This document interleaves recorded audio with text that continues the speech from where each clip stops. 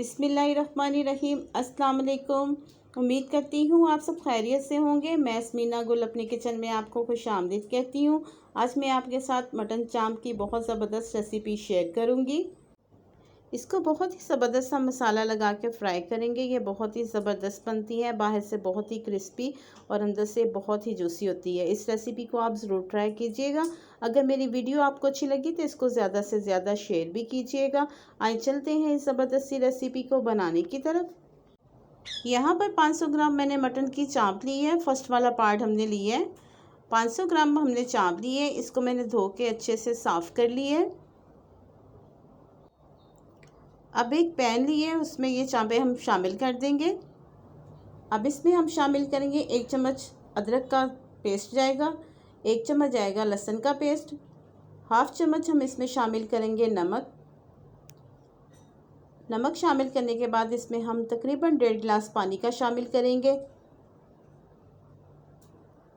1.5 गिलास पानी में ये बहुत अच्छे से गल जाएगी। मैं इसमें को प्रेशर बिल्कुल भी इस्तेमाल नहीं कर रही। तकरीबन 30 से 35 मिनट लगेंगे। हल्की आंच पे बहुत ज़बरदस्त ये गल जाएगी। 1.5 गिलास पानी का शामिल करके अच्छे तरीके से हम इसको मिक्स कर लेंगे और इसको हम पकने के लिए रख देंगे तकरीबन 30 से 35 मिनट तक। ज़्यादा हमने इसको गोश्त को गलाना नहीं है। यहाँ पर हाफ चम्मच हल्दी का शामिल करके इसको अच्छे तरीके से मिक्स करके हम पकने के लिए रख देंगे। अच्छे तरीके से हम इसको मिक्स करते हैं और तकरीबन 30 से 35 मिनट के लिए इसको पकने के लिए रख देंगे।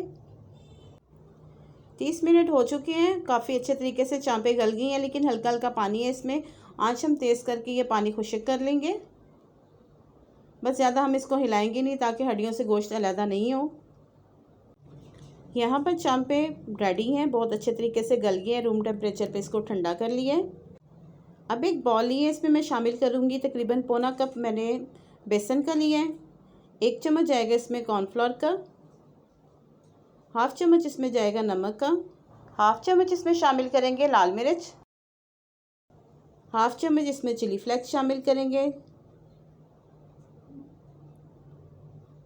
हाफ चम्मच जाएगा इसमें ज़ीरा पाउडर का और हाफ चम्मच इसमें हम शामिल करेंगे सूखा धनिया कुटा हुआ और कसूरी मेथी हम 2 चम्मच शामिल करेंगे। इससे बहुत ज़बरदस्त टेस्ट और बहुत ही अच्छी खुशबू आती है। अब इन सब चीज़ों को हम अच्छे तरीके से मिक्स कर लेंगे। सब चीज़ों को अच्छे से मिक्स करने के बाद एक अदद अंडा लिया है, उसको फेंट के मैंने ये शामिल कर दिया है।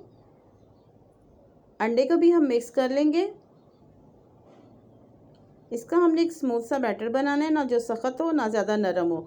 अब इसमें हम थोड़ा थोड़ा पानी शामिल करके अच्छे तरीके से इसका एक पेस्ट बना लेंगे। बहुत ही ज़बरदस्त ये रेसिपी तैयार होती है। देखिए इसका इतनी थिकनेस होनी चाहिए। ऑयल मैंने गर्म होने के लिए रख दिया हुआ है। अब इस तरह से एक पीस उठाएंगे, इसमें डिप करेंगे, एक दफ़ा इसकी कोटिंग करेंगे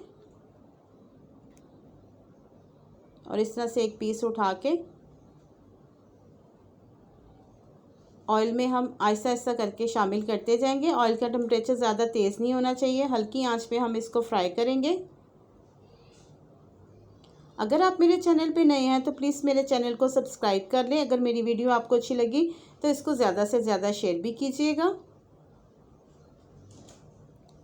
इस तरह से सारी चापें हम ऑयल में शामिल कर देंगे और तकरीबन इसको 10 से 12 मिनट के लिए हम हल्की आंच पे फ्राई कर लेंगे ताकि बेसन का कच्चापन भी ख़त्म हो जाए, बहुत क्रिस्पी बने और इनका कलर भी बहुत ज़बरदस्त आ जाए। 5 से 7 मिनट हो गए इसको फ्राई होते हुए। इसकी साइड हम चेंज कर लेंगे।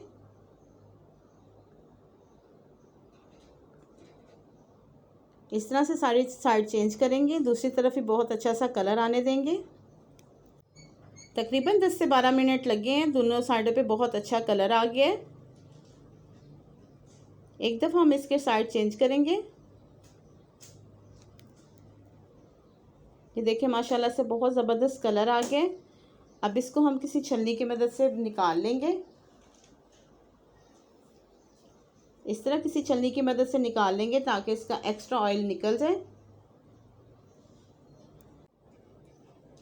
अब इसको किसी प्लेट में निकाल लेते हैं और मैं आपको डिश आउट करके दिखाती हूँ। अल्हम्दुलिल्लाह माशाल्लाह से देखिए बहुत ज़बरदस्त हमारी मटन चाप बनकर रेडी है। ये बहुत ही क्रिस्पी और बहुत ही मज़े वाली है। इसका मसाला जो हमने बैटर बना के लगाया है वो बहुत ही मज़ेदार है और ये अंदर से इतनी जूसी है, गोश्त बहुत अच्छे तरीके से गल चुका हुआ है।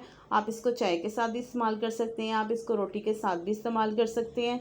ये देखिए बहुत ज़बरदस्त अंदर से जूसी हैं। उम्मीद करती हूँ आपको मेरी रेसिपी पसंद आई होगी। अगर मेरी रेसिपी आपको पसंद आई, इसको लाइक, शेयर और सब्सक्राइब ज़रूर कीजिएगा और साथ लगे बेल आइकन के बटन को ज़रूर प्रेस कीजिएगा ताकि मेरी हर आने वाली वीडियो का नोटिफिकेशन सबसे पहले आप तक पहुंच सके। अल्लाह पाक हम सबको अपने हिफ्ज़ ईमान में रखे और अल्लाह पाक हमारे रिज़्क़ में बहुत बहुत इजाफ़ा दे। मुझे अपनी दुआओं में याद रखिएगा, मैं आपको अपनी दुआओं में याद रखूँगी। मुझे दें इजाज़त, मिलते हैं अगली मज़ेदार रेसिपी के साथ। अल्लाह हाफिज़।